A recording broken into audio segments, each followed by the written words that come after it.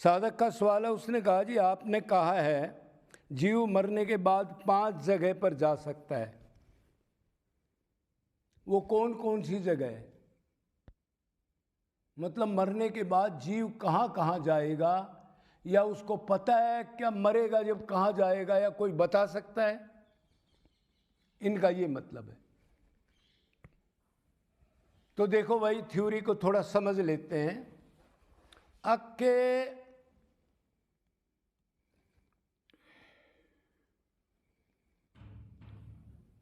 ये जो माया है, ब्रह्मलोक तक की माया,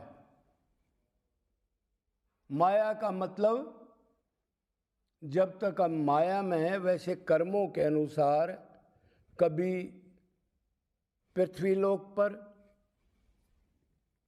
कभी देवलोक में, कभी पाताल लोक में हमारे को कोई न कोई जीव कर्म के अनुसार बन के आना ही पड़ेगा, जब तक हमारा मोक्ष या भगवान कृष्ण का प्रेम गोलोक नहीं मिलेगा।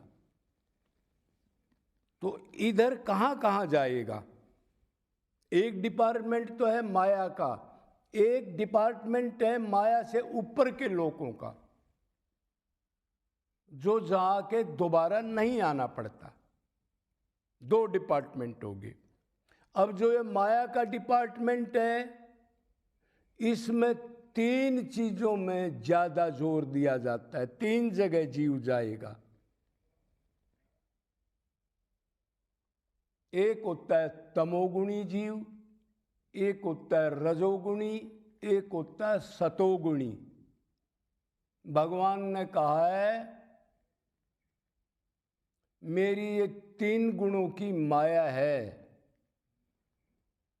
इससे जब तक जीव नहीं निकलेगा, जब तक इन तीनों गुणों में जो आखिरी चिंतन होगा उस हिसाब से जीव को जन्म मिलेगा।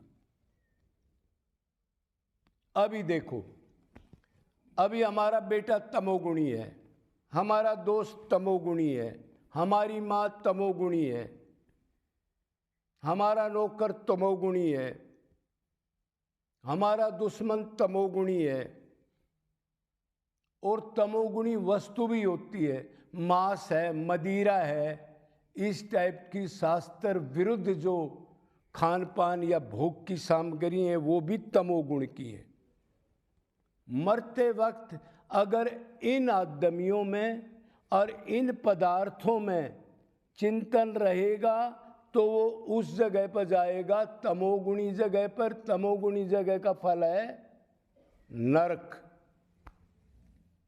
नरक में जाना पड़ेगा उसको। अब दूसरा नंबर, इससे सीनियर रजोगुण। रजोगुण को उसको कहते हैं जो धर्म भी करता है, थोड़ा पाप भी करता है, कभी कभी दयावृत्ति भी होता है, कभी शास्त्र को मानता भी है, लेकिन फिर भी उसका भोग भोगने का दायरा तो होता ही है अहंकार का। तो जिसका मन आखिर में रजोगुण में जाएगा, वो रजोगुणी चाहे वस्तु हो, पैसा वगैरह, या रजोगुणी मनुष्य जीव हो, जिसका आखिरी चिंतन होगा वो रजोगुणी, रजोगुण का जन्म मिलेगा। उसका रजोगुण का जन्म मतलब पृथ्वी लोक पर जन्म होगा।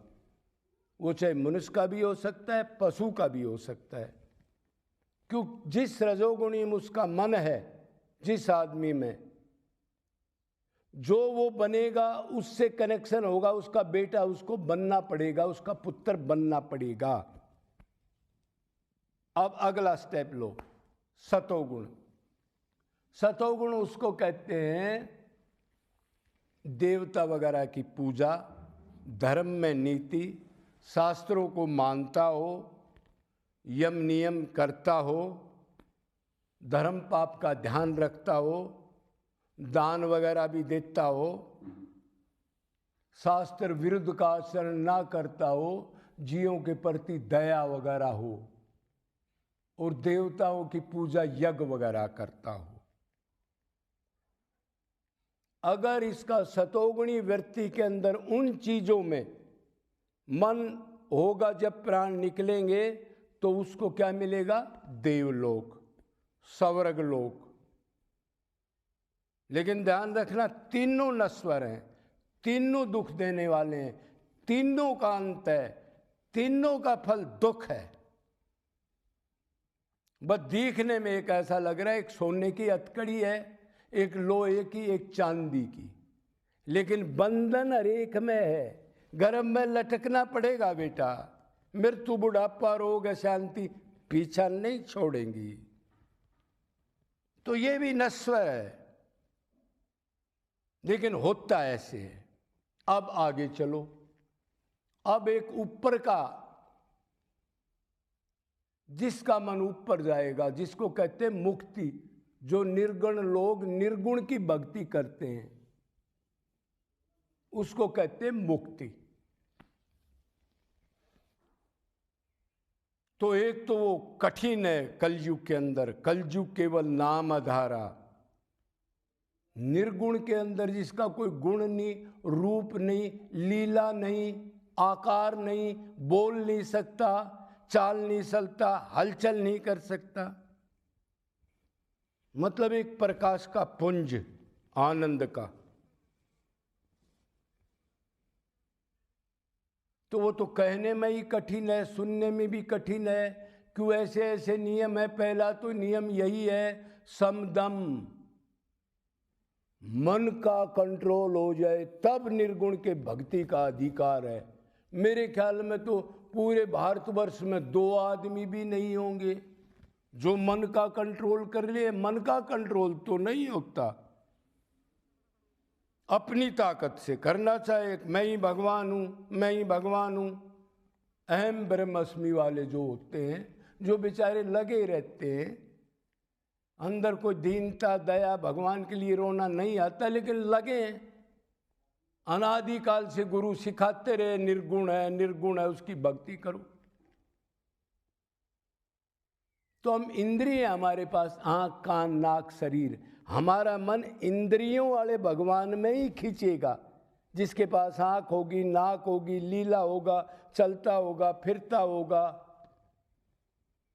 उसमें कैसे लगा दे? हवा में कोई कह दे कि इससे प्यार करो, किस चीज से प्यार करे? कोई आकार नहीं, कोई लेना नहीं, देना नहीं। तो उसमें बड़े बड़े कड़े नियम हैं, विवेक, वैराग्य, सठ संपत्ति, सम, दम, तितिक्षा, मुमुक्षुता, ऐसे ऐसे हार्ड। और मान लो कोई किसी विधि से कर भी ले तो उसका फल क्या होगा? आत्मज्ञान। भगवान का ज्ञान नहीं होता। क्यों? भगवान ने चैलेंज दिया है, मम्मा दुरत्या माँ में भी परपद्मे माता में ताम तरनते थे। जो मेरी शरणागत होगा, कृष्ण से प्यार करेगा, राम से प्यार करेगा, उसकी भी निर्गुण की शक्ति वही देंगे। तो वो भी फैल है। समाधि तक जाएगा, पृथ्वी, अग्नि, वायु, आकाश, जल, अहंकार को जीत लेगा, महान प्रकृति को नहीं जीत सकता।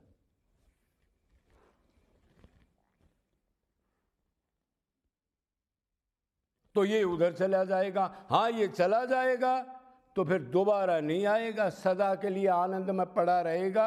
जैसे हम गहरी नींद में पड़े रहते हैं, हलचल कोई नहीं कर सकता, सदा के लिए छुट्टी, फिर जन्म, मरण, मृत्यु, बुढ़ापा, इस मृत लोक में शरीर धारण नहीं करना पड़ेगा।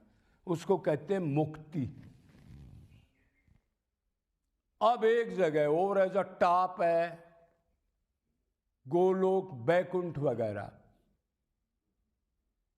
तो अगर उधर श्री कृष्ण की अनन्य भक्ति करेगा, मतलब एक श्री कृष्ण की भक्ति, ये घरों में 200 प्रकार की भक्ति हो रही है, भक्ति नहीं है। शनिदेव की भी पूजा हो रही है, माता की भी पूजा हो रही है, साईं बाबा की भी पूजा हो रही है, इंद्र की भी पूजा हो रही है, सूर्य की भी पूजा हो रही है, और भगवान कृष्ण को भी रख रहा है। मतलब कह गड़े ABCD भी नहीं जानता, लेकिन भक्ति कर रहा है बेचारा। किसी से देख लिया, ज्ञान नहीं है कैसे करनी है, बगैर ज्ञान की भक्ति का फल तो दुखदायी होता है। पहले तो ज्ञान ही हो पक्का, अधूरा ज्ञान नहीं।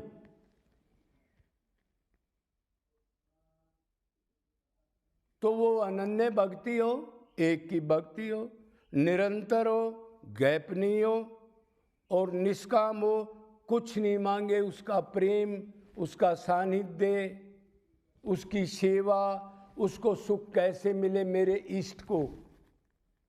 और उसमें भी कंडीशन है, ब्रह्मनिष्ठ क्षत्रिय गुरु, उसकी भी भक्ति करे और भगवान की भी भक्ति करे। यस देव प्राभक्ति यथा देवे तथा गुरे, ये काम करे तो सदा के लिए गोलोक वगैरह जाएगा। उधर परिकर भी होंगे, भगवान के साथ खाएगा, खेलेगा, मजा करेगा, घूमेगा, नित्य वर्धमान आनंद। अभी आनंद मिल रहा है, अभी भगवान ने और इस प्रेम बढ़ा दिया, और आनंद मिल रहा है, और आनंद मिल रहा है। कभी किसी चीज की कोई कमी नहीं, सदा के लिए माला माल, अनलिमिटेड टाइम के लिए अनलिमिटेड मात्रा का आनंद जहां हो और बढ़ता रहे। तो मोटी मोटी आपको बता दी ये 5 जगह, बाकी 3 जगह नश्वर दुख देने वाली हैं, लेबर ज्यादा है, मिलना कुछ नहीं।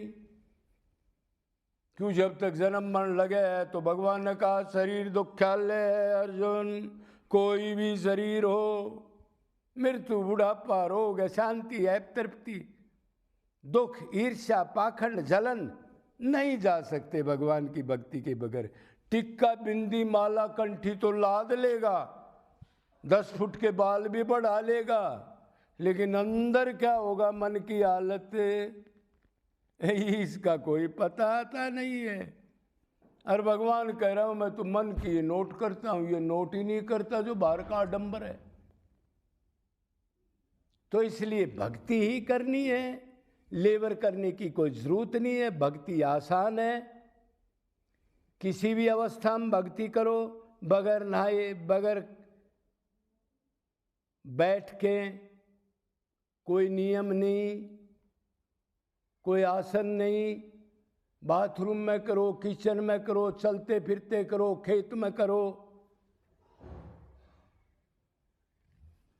और कितने भी पापी आदमी हो, वो किसी को ज्ञान कोई गुरु दिला दे तो उस कर्म को छोड़ के, कितने अपराध करके, कितने पूरे धरती के जीवों को मार के, फिर भी उससे अनन्य प्रेम कर ले, पर दोबारा उधर ना जाए, उसको भी भगवान कह रहा है उसको मैं अपना लेता हूं, और जो पाप करे थे उन पर मैं कलम फेर देता हूं। जिसने मेरी भक्ति अनन्य कर ली उसका कोई पाप नहीं रहता।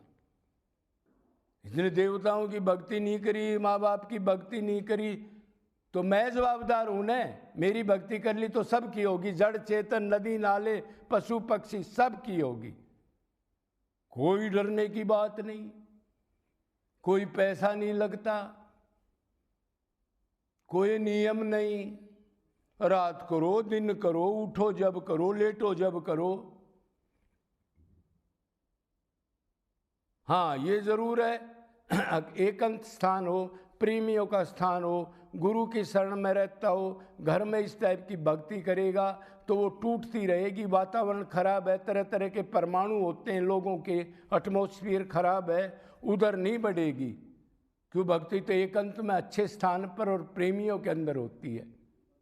तो मोटा मोटा पता लग गया आपको अब ये 5 जगह कैसे कैसे जीव जाता है। बाकी ये आइडिया है, करेक्ट तो भगवान जानता है कौन कहाँ जाएगा। क्यों, वही नोट करता है कर्म, और जीव एक शरीर से निकल के लोक से परलोक जाता है। लोक का मतलब अब चाहे कुत्ते में है चाहे आदमी में है, और जब हम इस शरीर को छोड़ के जाएंगे तो गधे में जाए चाहे देवता में, उसको परलोक कहते हैं। तो वो असली तो भगवान जानता है कौन कहाँ जाएगा, लेकिन ये मोटा मोटा आइडिया है, आप समझ गए होगे। ज़्यादा की जरूरत नहीं, तो मेन भक्ति है, और आज से ही लग जाओ। तुम तो आत्मा हो, जूते चप्पल बहुत खा लिए, अब पेट नहीं भरा क्या अब तक? आसान है, भगवान नौकर तक बन जाता है। बोलो वृंदावन बिहारी लाल की।